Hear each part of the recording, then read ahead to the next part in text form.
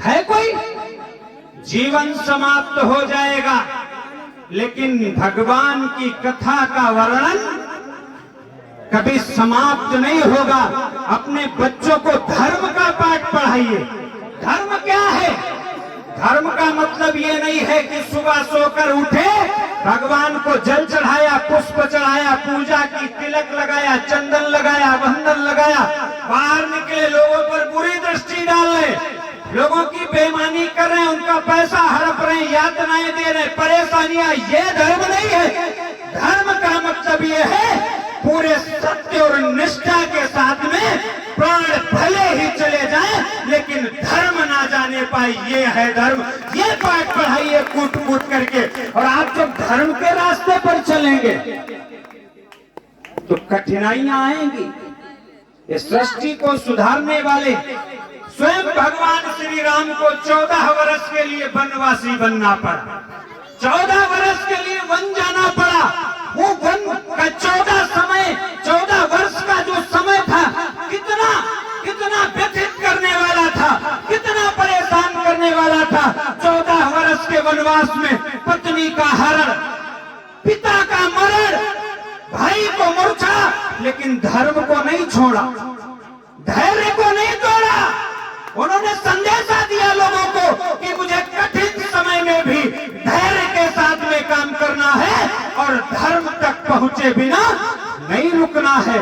एक और राजा हुए सत्यवादी हरिश्चंद्र। हो सकता है आप सबने कथा देखी हो, सुनी हो, लीला देखी हो। धर्म के लिए क्या नहीं झेला। एक बार देवलोक में चर्चा होने लगी। देवलोक के राजा इंद्र बैठे थे, आचार्य वशिष्ठ बैठे थे, गुरु विश्वामित्र जी बैठे थे।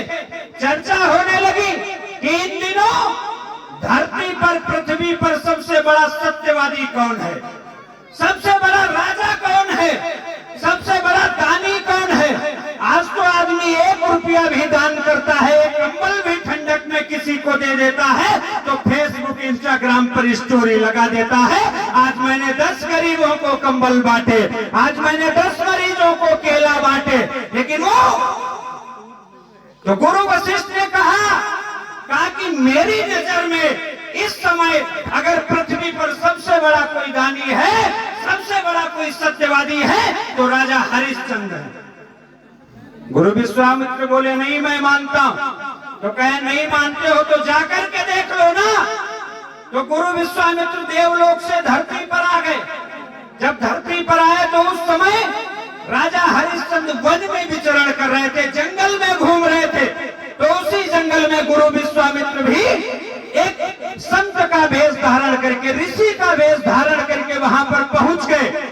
जैसे ही संत भगवान को हरिश्चंद्र जी ने देखा, दंड प्रणाम करते हुए बोले हे महाराज मैं आपकी क्या सेवा कर सकता हूं। बोले कुछ नहीं, अभी तो मैं एक यज्ञ करने वाला हूं, जब जरूरत पड़ेगी तो यज्ञ में आपसे सहयोग मांगने के लिए आएंगे। कुछ समय के बाद राजा हरिश्चंद्र जी का दरबार लगा था, दरबार में मंत्री बैठे थे, सभा लगी हुई थी। उसी बीच फिर वो ऋषि महाराज पहुंचे। राजा जी ने देखा, फिर प्रणाम किया और बोले मुनिवर क्या बात है। कहा मैंने आपसे कहा था कि मैं एक यज्ञ करने जा रहा हूं, उसमें आपका सहयोग चाहिए। बोले मुनिवर बताइए क्या सहयोग चाहिए। कहे दे नहीं पाओगे। अरे कहा आप मांग करके तो देखो। उन्होंने कहा दे नहीं पाओगे। उन्होंने फिर कहा कि आप मांग करके देखो। तो उन्होंने कहा अगर देना चाहते हो तो दे दो। आपका पूरा राज्य चाहिए, आपका पूरा धन चाहिए, आपकी पूरी संपदा चाहिए, आप दे सकते हो।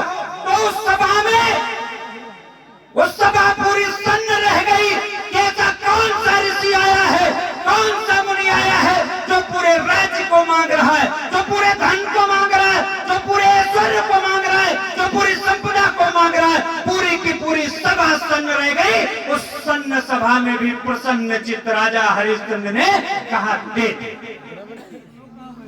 सब कुछ दे दिया।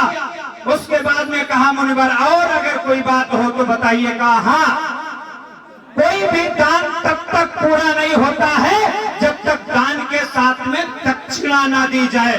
तो बोले मुनिवर दक्षिणा में क्या चाहिए। बोले 1 स्वर्ण मुद्राएं दक्षिणा में चाहिए। तो उन्होंने अपने खजांची से कहा, महाराज जी को 1 लाख स्वर्ण मुद्राएं ला करके दे दो। जैसे ही खजांची खजाने की तरफ बढ़ा, ऋषि ने टोक दिया, ना, अब तुम्हारा कोई अधिकार नहीं है। ये पूरी की पूरी संपत्ति, पूरा का पूरा धन, पूरा का पूरा राज्य आपके राजा मुझे दान कर चुके हैं, और दान की हुई चीज में से दान करना ये पाप होता है। राजा ने कहा कि मुनिवर, मुझे एक दिन का वक्त दीजिए, मैं शाम तक आपको 1 लाख स्वर्ण मुद्राएं दे करके आपका ये भी कर्ज उतारने का काम करूंगा।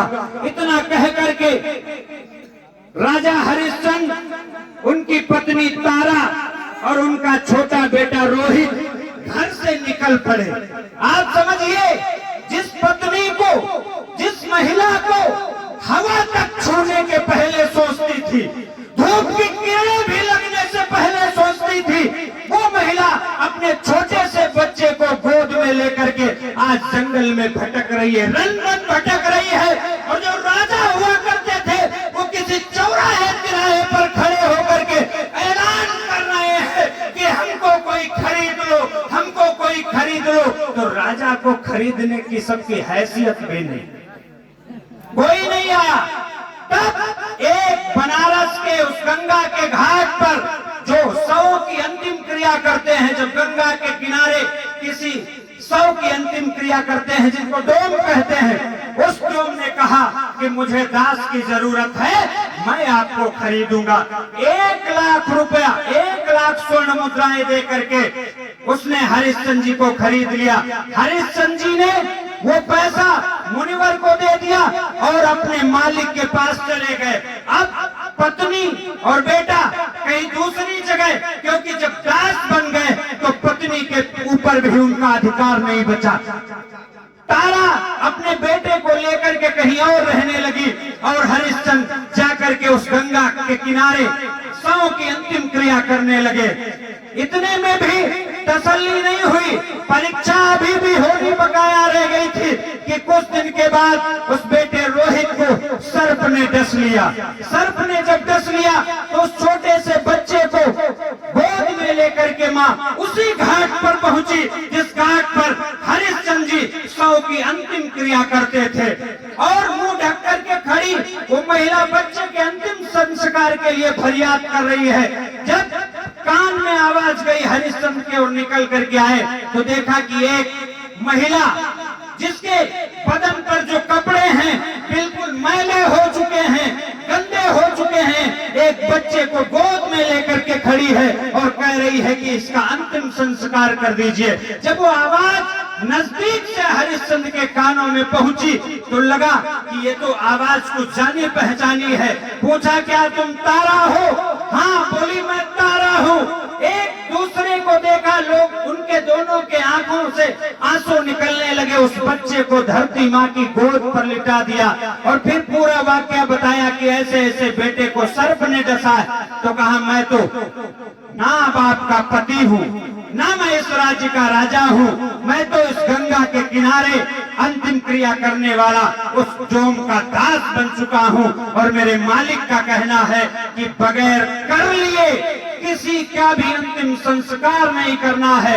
तो तारा बोली, आप तो जानते हो कि मेरे पास कुछ नहीं है, मैं क्या दे सकती हूँ? तो उन्होंने कहा, मैं अपने मालिक के साथ में गद्दारी नहीं कर सकता हूँ। फिर तारा ने उसी गंदी मटमैली मैली साड़ी का आधा टुकड़ा फाड़ करके जब हरिश्चंद्र को दिया, तब जाकर के उन्होंने जैसे ही अंतिम संस्कार के लिए उस बच्चे को गोद में उठाया तो देवताओं ने ऊपर स्वर्गलोक से देखा कि ये तो बहुत बड़ा अन्याय हो जाएगा। तब विश्वामित्र जी वहां पर प्रकट हुए, उनको बताया कि आप इस परीक्षा में सफल हुए, पास हुए।